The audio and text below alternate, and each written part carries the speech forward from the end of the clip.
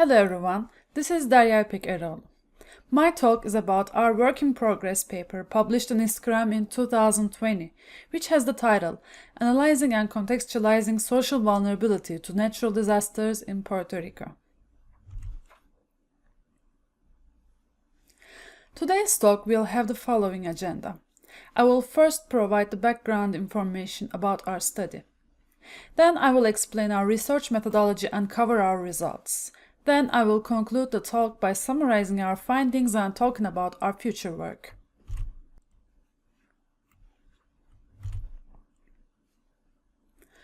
Hurricane Maria made landfall in Puerto Rico on September 20, 2017 as a Category 4 storm.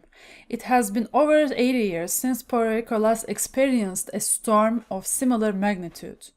Puerto Ricans faced hazardous storm surges, massive amounts of rainfall and riverine flooding, as well as many landslides on the island.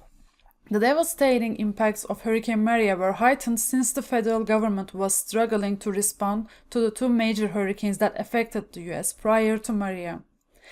The need for a simultaneous response to all the three disasters made the island more vulnerable, and Puerto Rico's distance from the mainland and high damage to the island's ports, airports, and roadways worsened the aftermath of the disaster. In addition, the island's existing infrastructure was already vulnerable before Hurricane Maria hit, due to the widespread prevalence of informal housing units, rapid urbanization efforts, and late adaptation to strict building codes. More than a year after Hurricane Maria, many vulnerable people have no choice but to live in unsafe living conditions due to the poor state of structures prior to Maria, as well as the insufficient response efforts. These unique characteristics of Puerto Rico and Hurricane Maria points a need to understand the social vulnerability in this specific context. Vulnerable groups are likely to be impacted more from hazardous events because they tend to reside in vulnerable structures and in hazard-prone areas, and they have less resources to recover. Social vulnerability is defined as a multidimensional concept used to identify population characteristics and experiences that enable them to respond and recover from environmental hazards. Measuring social vulnerability is important for understanding the risk and for increasing resilience of the vulnerable groups. The existing methods that are widely used can be categorized as inductive and deductive approaches. Deductive quantification methods use a predetermined set of variables that are assumed to represent the population characteristics. Social Vulnerability Index SoVI of the CDS is an example of the deductive approaches, where a determined set of social factors grouped into 4 themes is used in the index calculation. SoVI has adaptations for Italy and Nepal. The challenge with this approach is its parsimony, which makes capturing vulnerability in fine granularity difficult. As opposed to the deductive approaches, there is also inductive approaches with a data-driven perspective. Kader et al. Follow an inductive variable selection approach where informative variables are reduced from a large set of variables collected. Adaptations include Nepal, China, Portugal, and Brazil. The inductive approach uses a more systematic and exhaustive assessment of social vulnerability, where all possible variants are considered at a time.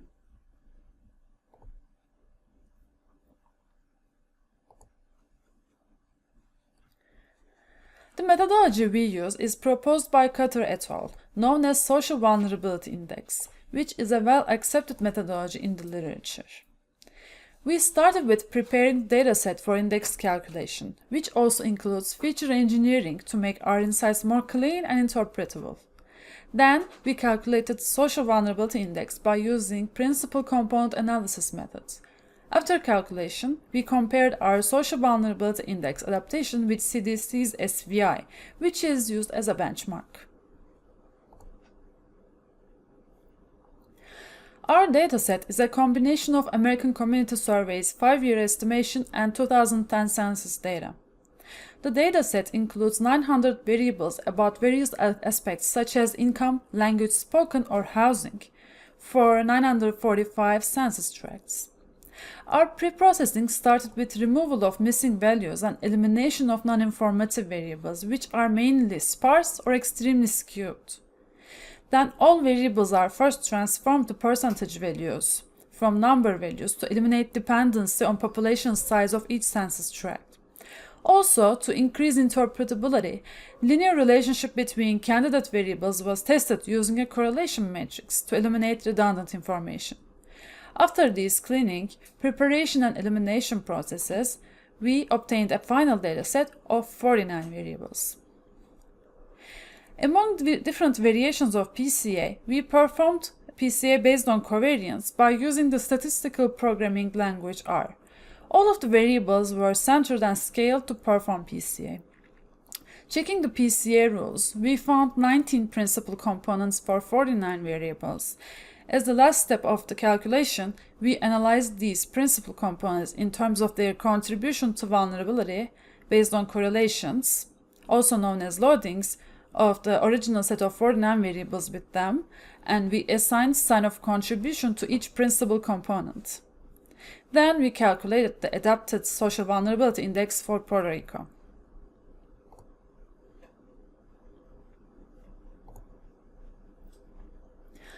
For the 19 variable groups selected, Table 1 describes the cumulative percentage of variance explained, the description of the leading variable, and the leading variable's contribution to vulnerability index. In the variable groups, we detected two emergent themes, socioeconomic and structural variables.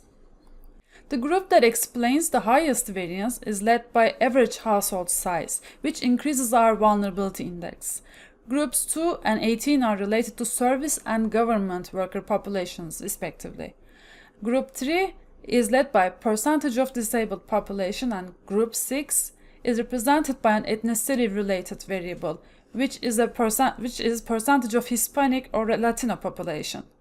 Groups 9, 15, and 19 correspond to finance-related variables, which are percentage of people having income with public assistance, supplemental security, and percentage of people paying extra money for utilities, which possibly points us to the population with high income. Unlike these, a significant portion of 19 variable groups, which consists of groups 4, 5, 7, 8, 10, 12, 13, and 14, is led by variables about the structural theme. The leading variable of Group 4, which is percentage of housing units occupied by people, increases vulnerability. One important leading variable is one of Group 4, which is percentage of structures built in 2010 or later. This variable is found particularly important because of two reasons. Structures are new, which indicates higher resistance and lower vulnerability. Structures are built following the new building code, which went into effect after 2011. Using these variable groups, also known as factors, we calculated social vulnerability index. Now let's take a look at social vulnerability index itself. These maps illustrate the vulnerability calculations made for Puerto Rico. For both high and low vulnerability, similarities could be observed in the maps. Both indices categorize Northeast as low vulnerability, roughly corresponding to regions San Juan and Eastern region. Social Vulnerability Index adaptation categorizes most of the Eastern region as medium, while capturing higher vulnerability. Western part of the island is mostly categorized as low vulnerability by CDC's SoVI, while SoVI adaptation categorizes more tracts as high vulnerability, especially some regions along the coastline. The common variables of SoVI and Social Vulnerability Index adaptation are the variables about household size, disabled population size, number of units in structures, and percentage of mobile homes.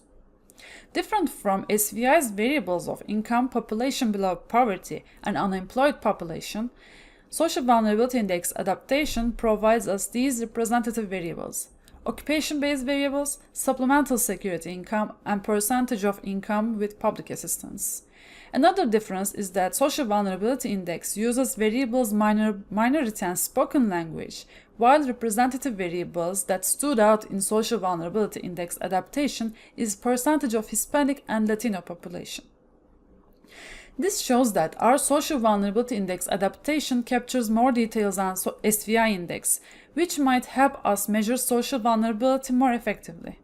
The reason social vulnerability adaptation catches more details is that representative variables are specific to the dataset. This allows us to assign variable weights depending on the information they provide and change calculation parameters regarding the characteristics of the country or region. Puerto Ricans could not recover from Hurricane Maria. Even after 1 year, complete recovery was not achieved. Hurricane Maria revealed Puerto Rico's vulnerability to hazardous events. This motivated us to develop a vulnerability index that helps both to evaluate Puerto Ricans' vulnerability better and gain insights about context-specific factors that are important for Puerto Rico's vulnerability. Our preliminary findings show that the Social Vulnerability Index adaptation highlights variables that might be of particular importance for measuring vulnerability of Puerto Rican population. This is still a work in progress, and since we observed two emergent themes in the vulnerability calculation, in the future we want to separate these vulnerability indices to two dimensions to estimate different needs of communities in case of a disaster. Also, although PCA is a state-of-the-art method to reveal emergent patterns, it only works with linear patterns. Therefore, we want to implement different methods that might help us to capture more complex patterns in the dataset. Thank you for your kind attention. I will be happy to have your questions and feedback in the Q&A session or by email. Thank you.